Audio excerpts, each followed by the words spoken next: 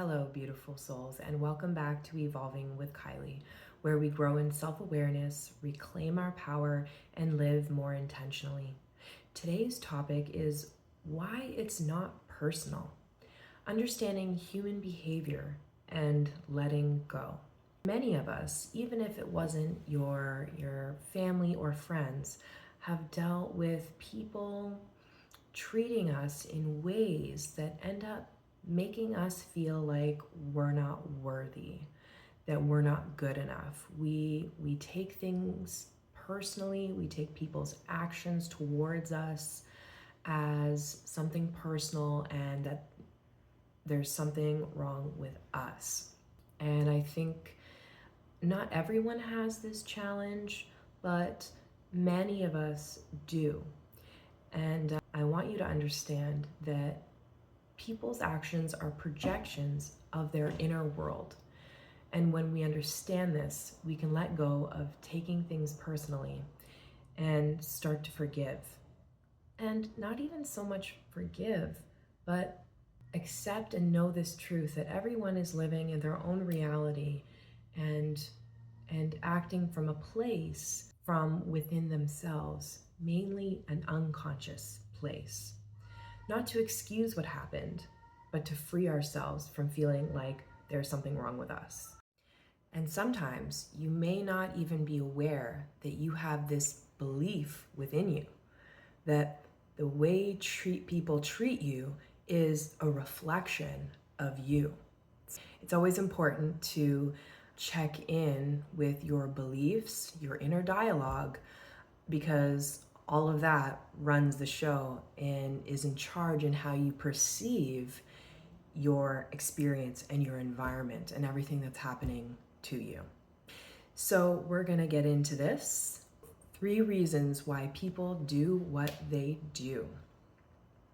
Number 1, humans act out of a drive to seek pleasure or avoid pain. Now, this is one of Sigmund Freud's theories. And the point of this is that humans have this mental desire to run away from what feels uncomfortable and to seek pleasure, to seek things that will make them feel better. And usually this has nothing to do with anybody else and has only to do with themselves and is self-serving. And another thing that is connected to this is that our bodies are, so on a physiological level, our bodies are always seeking homeostasis, which means it is the body's natural process of maintaining an internal balance. So when you're stressed, you're hungry, you're afraid, your body's natural rhythm is to seek something that will make it feel better or make it feel safe. So whether it's your physiological, biological state, which is your body, or your mental state, your body and your mental state are always seeking to feel safe and running away from things that feel unsafe. From my own life experience, let's say when I was younger, I used to spend a lot of time in my room crying. Both of my parents drank, and at that time, I took them drinking and not spending time with me as rejection and abandonment, and that I wasn't good enough. I took their actions as something personal. And as a young child, I didn't know any better, but this belief carried with me throughout my life and into adulthood. And I too also took other people's actions, if they're not there for me or whatever, I took it as I wasn't good enough. I'm not worthy. But if we look back at this situation, both my parents were drinking and smoking, doing these things. If we go back to this theory of seeking pleasure and avoiding pain, clearly my parents were doing this. And by drinking the alcohol, smoking cigarettes, they were getting pleasure out of that. And by not doing those things, they were feeling pain and or discomfort in emotions that they didn't know how to deal with themselves. So yeah, you can see my point there. They weren't doing that towards me. They didn't know how to deal with their emotions and their feelings and their stress.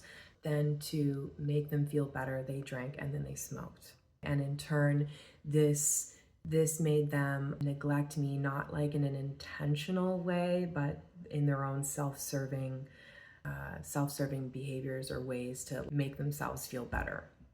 So it wasn't about me, it was about their unmet needs or avoidance patterns. Number 2, hurt people hurt people.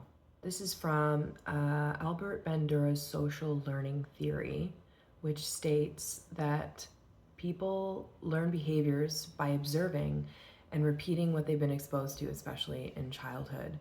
Like if you experience trauma, abuse, or neglect. And what happens is that many people don't become aware of how they're repeating harmful patterns, especially if people are living on autopilot and not very present or aware. Their level of awareness is not at that point where they're able to acknowledge that maybe their patterns, they've taken on patterns from their parents or their caregivers and now are inflicting these same patterns on other people. So if you don't become aware of these things, then you'll just act out on autopilot. And this is also not something personal or even their fault, because I don't know if you've ever noticed when you like realize something and you're like, oh my God, how did I never realize that before? Well, it's because you just weren't able to, and your level of awareness, consciousness was not able to receive that information.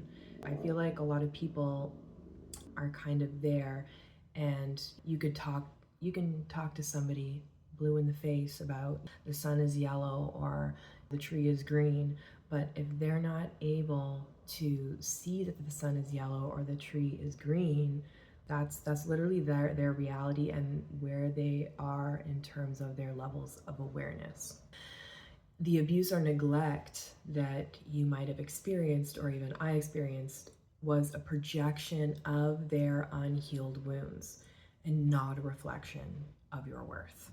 Number 3, people project because their emotional awareness is underdeveloped. When someone hasn't learned to sit with or express their emotions, they will suppress them.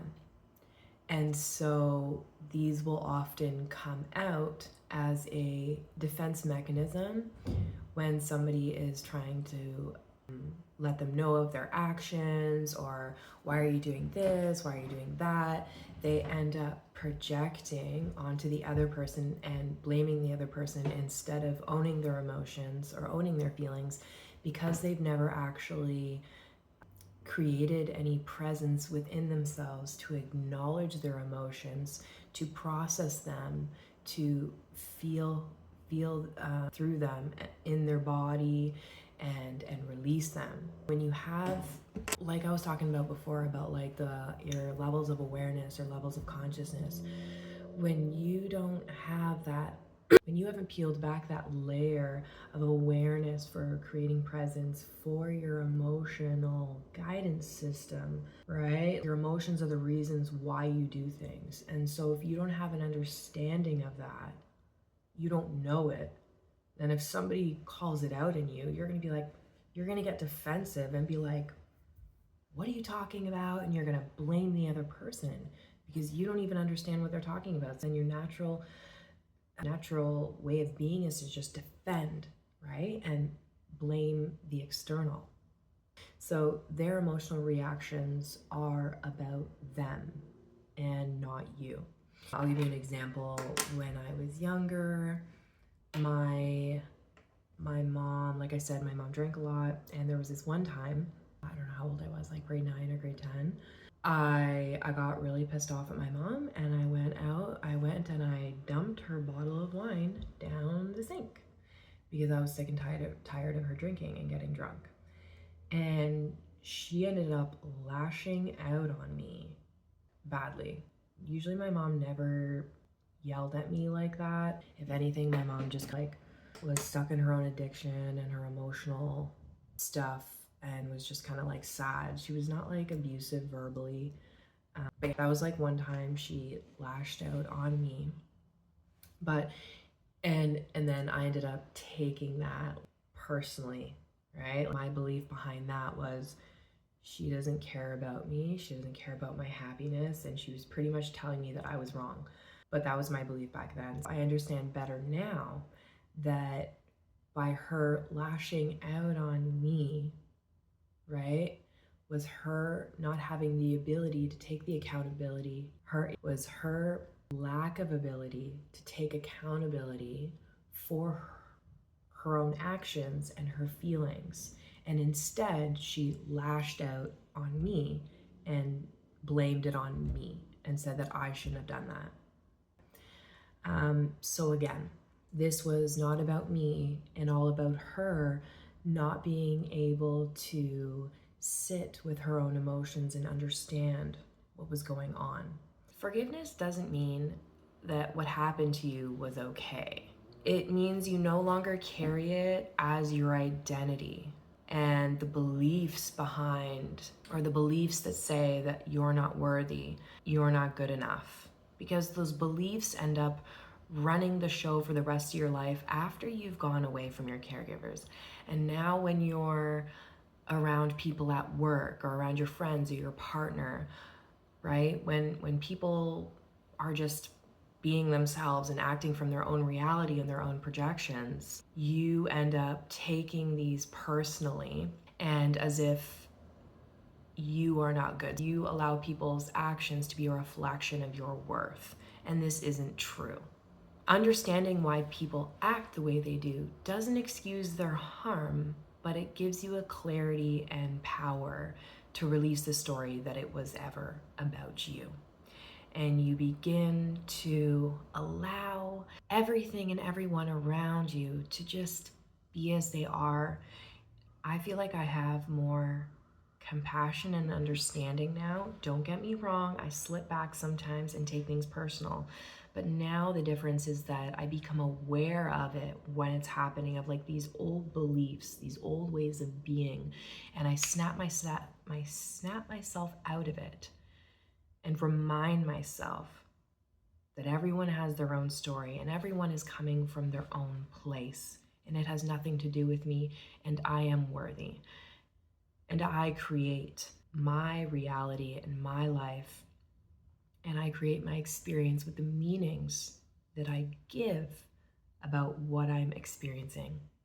If you enjoyed this video, I think you will also enjoy another video called 3 Unconscious Habits from Childhood Emotional Abandonment that still show up today. I'm going to link it above here. Go and check it out, and we will see you again in the next video. Thanks for watching. Have a beautiful day, and remember to stay mindful.